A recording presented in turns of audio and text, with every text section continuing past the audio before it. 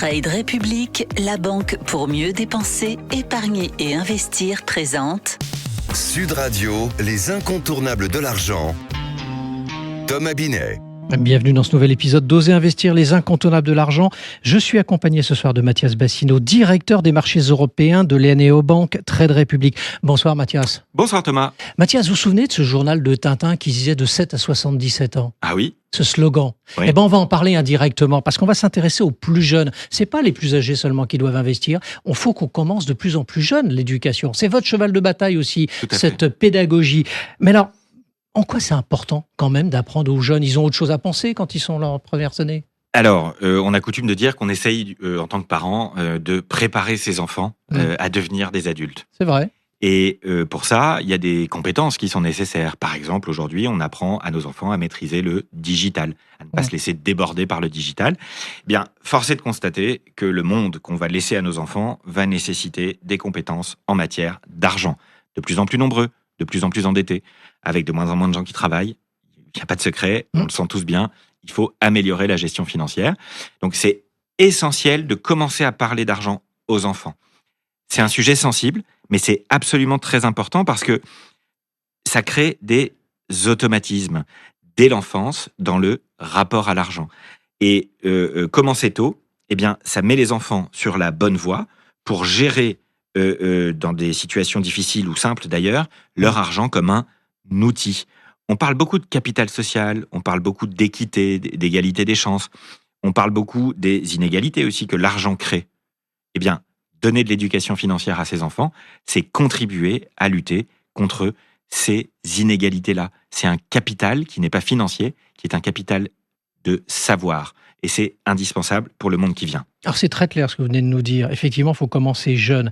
Mais très concrètement aussi, comment on fait pour transmettre ces outils aux jeunes, aux enfants, pour que justement ils arrivent à bien gérer leur argent? Alors, je vais mentionner 3 aspects peut-être rapides. Ouais. Le premier, c'est une innovation qu'il y a en France, qui n'est pas encore suffisante, mais qui est néanmoins notable. C'est ce qu'on appelle le passeport EducFi. C'est l'éducation économique, budgétaire et financière à l'école, qui comprend une formation de quelques heures, avec un test qui donne lieu à un passeport et qui est décerné aux collégiens et une partie des lycéens.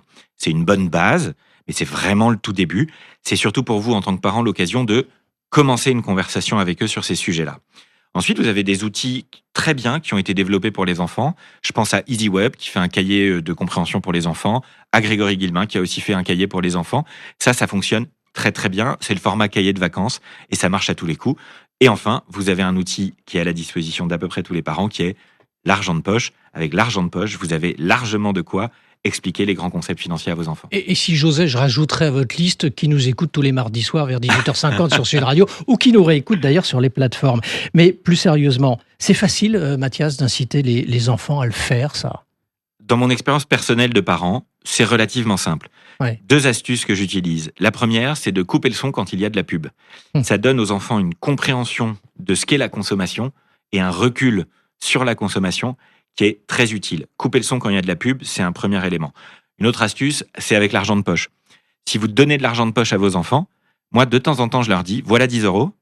Si tu réussis à gagner 10 € avec, je te redonne 10 € en plus. Ça les fait rêver et ça les pousse à réfléchir au fait que l'argent, c'est un flux. L'argent, c'est pas un stock. L'argent, c'est pas une valeur qui plane au-dessus de nous. L'argent, c'est un outil au service du développement humain. Le plus beau cadeau que vous pouvez faire à vos enfants, c'est de leur apprendre à prendre leur argent et donc leur avenir en main sereinement. Et un avenir serein, ça n'a pas de prix. Et si je vous suis bien, si on commence tôt, dès qu'on devient jeune adulte avec son premier travail, son premier job, on commence à épargner et à gérer sa vie professionnelle comme ça. L'argent, c'est comme beaucoup de choses dans la vie, c'est une histoire d'habitude. Le plus tôt on prend les bonnes habitudes, le mieux c'est. Habitude, régularité. Merci Mathias pour votre analyse. On vous retrouve mardi prochain pour un autre numéro d'Oser investir, les incontournables de l'argent. Et pour ce qui me concerne, je vous retrouve dimanche matin dès 9h27 dans la matinale week-end. Sud Radio, les incontournables de l'argent. Thomas Binet. avec Trade République, la banque pour mieux dépenser, épargner et investir.